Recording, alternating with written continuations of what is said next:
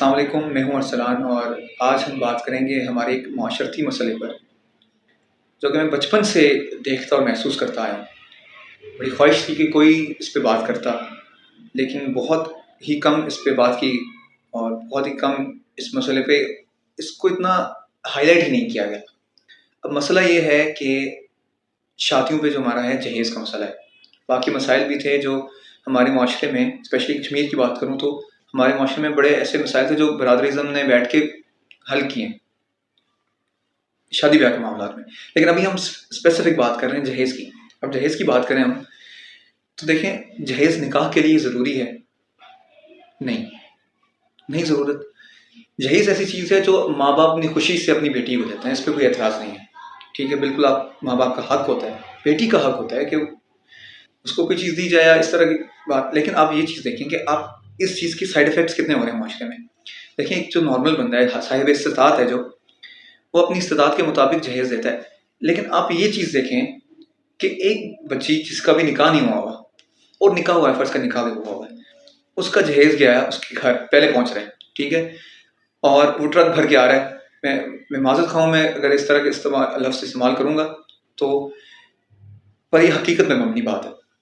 Truck جا رہا ہے اور ہوتا عجیب بات یہ ہے کہ آس پاس محلے کی ساری عورتیں جو ہیں وہ جہیز دیکھنے آ رہی ہیں۔ یعنی اگر میں ٹرم یوز کروں تو ایک نمائش ہے، ہو رہی ہے، ہمارا معاشرہ کر رہا ہے، یہ میں کسی کو پوائنٹ آؤٹ نہیں کر رہا، ہمارا معاشرہ کر رہا ہے۔ اب اس سے سائڈ افیکٹ یہ ہے کہ ہماری جو آنکھ چیز دیکھتی ہے نا، ہمارا دماغ اسی کو اڈاپٹ کر رہا ہے۔ ہم یہ نہیں دیکھ رہے کہ اس کی کانسیکوینسز کیا ہیں، اس کا رزلٹ کیا نکل رہا ہے، وہ چیز نہیں دیکھتے۔ اب ہم نے نمائش دیکھ لی نا، میری بھی خواہش ہوگی کہ میں اپنی بیٹی کو اچھا جہیز دوں، اس کی بھی خواہش ہوگی اپنی بیٹی کو اچھا جہیز دے۔ بری نہیں ہے، میں بری نہیں کہہ رہا اس چیز کو، ٹھیک ہے، ایٹ لیسٹ اس کو اس انداز سے نہ کیا جائے یا اس انداز سے نہ کیا جائے۔ آپ دیکھیں غریب کیا کرے گا، غریب ہے نا، اس کی بھی تو بیٹی ہے، یعنی آپ شادی کو مشکل کر رہے ہیں غریب کے لیے، ٹھیک ہے۔ باقی معاملات اپنی جگہ، وہ جو شادی بیاہ کے معاملات ہیں ہمارے، میں صرف اسپیسیفک جہیز کی بات کروں۔ ایک بیٹی کا باپ جو کہ غریب خاندان سے ہیں، ان کا کیا قصور ہے؟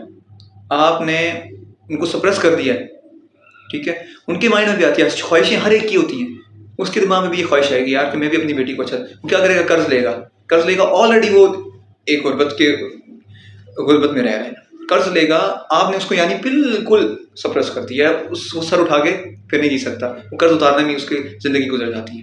یہ بات ہے، یعنی آپ کا معاشرہ خراب، یہ چیز خراب کر رہی ہے نا آپ کے معاشرے کو، تو اس چیز کو ٹھیک کیسے کیا جا سکتا ہے؟ یہ حل دیکھیں میری بات سنیں، اس نمائش سے پرہیز کی جائے۔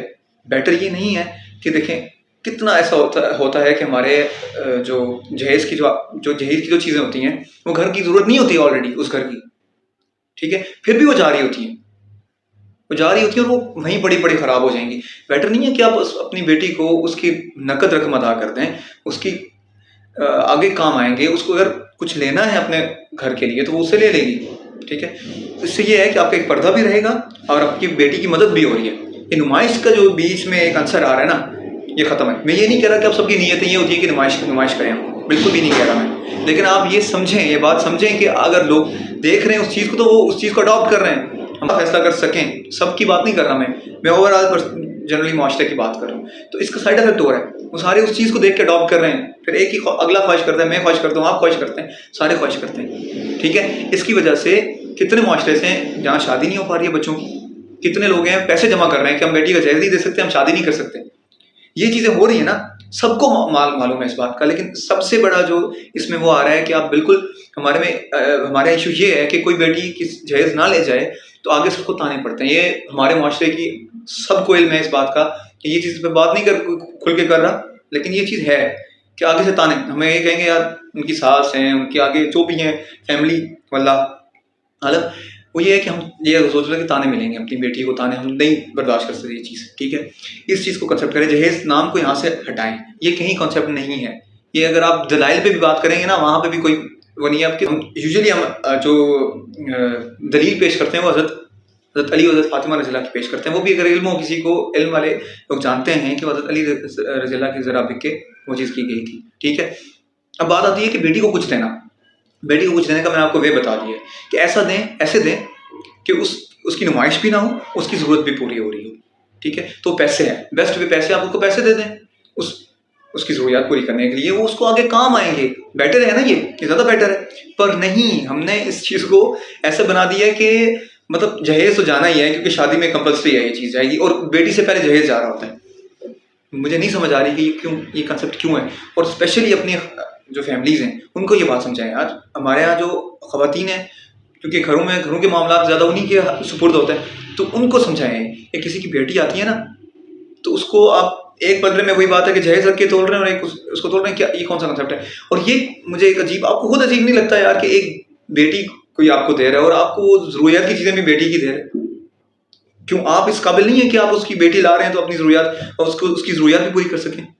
ایک عجیب بات ہے نا. آپ کی اس پہ بات آتی ہے، آپ کسی کو ایسے کیوں نہیں لیتے؟ اور جہاں برادریزم کی بات ہوتی ہے، کتنے مطلب اس چیز کو میں بہت اچھا کہہ رہا ہوں کہ بہت اچھا اقدام تھا، لیکن ایک چیز یاد رکھیں کہ برادریزم سے کیا جانے والا جو فیصلہ ہے وہ 5 سال 8 سال 10 سال تک رہے گا. اس کی ریزن پتہ ہے کیا ہے؟ اس کی ریزن یہ ہے کہ آپ کوئی چیز امپوز کر رہے ہیں نا جب، تو وہ امپوز ہو رہی ہے. یاد رکھیں، لوگوں کے ذہنوں میں نہیں جا رہی. لوگوں کے ذہنوں میں یہ چیز اس کی ایکسیپٹینس ایز پر وہ خود نہیں لے رہے اس کو، وہ آپ امپوز کر رہے ہیں ان پہ. تو وہ کتنا ایک دیر ٹکے گی؟ جب بھی کسی کو موقع ملے گا وہ اس رول کو توڑ دے گا. سمپل بات ہے. آپ امپوز کر رہے ہیں اس چیز کو، ٹھیک ہے؟ آپ اس چیز کو کتنا ایک عرصہ برقرار رکھ سکتے ہیں؟ کچھ وقت کے لیے برقرار رکھ سکتے ہیں. اگر وہ اپنے دماغ سے اس چیز کو سوچتا ہے اور اپنے دل سے اس چیز کو برا سمجھتا ہے، جو چیز آپ نے بتا دی کہ بری ہے اور آپ اس کو امپوز کرنے کی کوشش کر رہے ہیں، وہ اگر دل سے اس چیز کو برا سمجھے گا تو وہ کبھی اس کی لائف گزار دے گا، وہ کبھی بھی اس چیز کی طرف واپس نہیں جائے گا. Very simple. تو اپنی سوچ کو بدلنے کی ضرورت ہے یہاں پہ. میں اب اختلافات بھی آئیں گے بے شک، لیکن یہ چیز ایسی ہے، اس کو آپ یہ سمجھ لیں کہ آپ کے معاشرے کا نقصان ہو رہا ہے اس سے. ٹھیک ہے؟ ایک خاندان کی بات نہیں ہے، 2 خاندان کی بات نہیں ہے، یہ معاشرے کا نقصان ہو رہا ہے اس سے. تو اس چیز کو اوائڈ کریں، جہیز کو اوائڈ کریں. میں لڑکوں سے اسپیشلی کہہ رہا ہوں کہ لڑکے جو ہیں کم سے کم ایٹ لیسٹ وہ سٹینڈ لیں. ان کو سٹینڈ لینا چاہیے، کہہ دیں کہ ہمیں جہیز نہیں چاہیے، کیونکہ آپ کی ذمہ داری ہے اس کی ضروریات پوری کرنا. اس کی ذمہ داری نہیں ہے کہ وہ آپ کے لیے بیڈ بھی لائے، صوفہ بھی لائے، الماریاں بھی لائے. یہ کہاں کا کنسیپٹ لے آئے ہیں آپ لوگ یار؟ یہ ہندوازم سے چیزیں اٹھا کے لائے ہیں آپ لوگ. کہاں سے یہ چیز ہے؟ یہ سمجھ رہے ہیں بات؟ تو اس وجہ سے ضروریت مرد پورا کرے جو شادی کر رہا ہے. تو آپ لوگ سٹینڈ لیں گے، مرد سٹینڈ لے گا تو معاشرے میں چیزیں ٹھیک ہوں گی. اس چیز کے لیے جو شادی کر رہا ہے اسپیشلی وہ اس کو سٹینڈ لینا چاہیے، اور اس کو ٹھہر کے کہہ دینا چاہیے خاندان میں یار کہ میں یہ چیز نہیں چاہ رہا، تو میں یہ بھی نہیں چاہ رہا کہ کوئی اس پہ بات کرے. ٹھیک ہے؟ یہ سوچ بدلنے کی ضرورت ہے. تھوڑی بہت اپنے فیملی ممبر سے، خواتین سے بات کریں کہ ان کا مائنڈ بھی اس چیز بنے. کیونکہ سب سے زیادہ جو ایشو دیکھا جا رہا ہے، جو معاشرے میں دیکھا گیا ہے، وہ یہی ہے کہ خواتین جب جاتے ہیں تو خواتین آپس میں بیٹھ کے بات کریں گی. کسی کی بچی کے بارے میں کوئی بات ہو رہی ہے، کسی کی بچی میں کوئی بات ہو رہی ہے کہ تم جہیز نہیں لائی، یہ نہیں لائی، تو ان کے مائنڈ میں یہ چیز آئے گی نا. انسان سب انسان ہے، تو ان کے مائنڈ میں یہ چیز آتی ہے. اس کے وہ اکسایا جا رہا ہے، سمجھے آپ؟ تو پھر اکسایا جا رہا ہے تو پھر وہ چیز آپ کو معاشرے سے ختم نہیں ہونی والی. وہ پھر جہیز لائے گا. کوئی بہت سارے معاملات ایسے دیکھے گئے معاشرے میں کہ جو اس پہ مبنی تھے. اس لیے یہ ہے، خیال کریں اس بات کو، بہت سیریس لینے کی ضرورت ہے. آپ شادیوں کو مشکل کر رہے ہیں تو اس کی وجہ سے ہزار اور ایشو کھڑے ہو جاتے ہیں. ٹھیک ہے؟ آپ کوئی شادی محسوس نہ ہو رہی ہو، اسپیشلی عورتوں کو یہ چیز بتائیں. اپنی عورتوں کو سنائیں، بتائیں انہیں کہ یہ چیز کمپلسری نہیں ہے. ہمارے اسپیشلی جو پرانے کانسیپٹ بنے ہوئے ہیں، پرانے سے مراد یہ ہے کہ ہمارے جو والدین ہیں یا ان کی کانسیپٹ، انہوں نے کیونکہ چیز ہی دیکھی وہی ہے. ٹھیک ہے؟ تو ان کا قصور بھی نہیں ہے، انہوں نے چیز ہی وہی دیکھی تو انہوں نے اس کو ہی اصل سمجھ لیا. تو چینج کرنے کی ضرورت ہے، ان کو اویئرنیس کی ضرورت ہے. تو تھوڑا سا اس کو آپ اس پہ ورک کریں، اور اسپیشلی لڑکے اس چیز کو بہت دھیان سے سنیں اور اس پہ عمل کریں، تاکہ آپ کا جو معاشرہ ہے، میرا جو معاشرہ ہے، آپ کا میرا معاشرہ، وہ اس چیز سے تو پاک ہو جائے. یہ چیز ایک نیگیٹو چیز ہے، اس چیز سے پاک ہو گیا نا تو کافی ساری چیزیں آپ کی درست ہو جائیں گی. باقی معاملات بھی آہستہ آہستہ ٹھیک ہوتے جائیں گے. تو یہ اگر کسی کو بات بری لگی ہو تو اس کے لیے میں معذرت خواہوں. بہرحال یہ ایک ایسی چیز ہے جو ورک کرنے کی ضرورت ہے.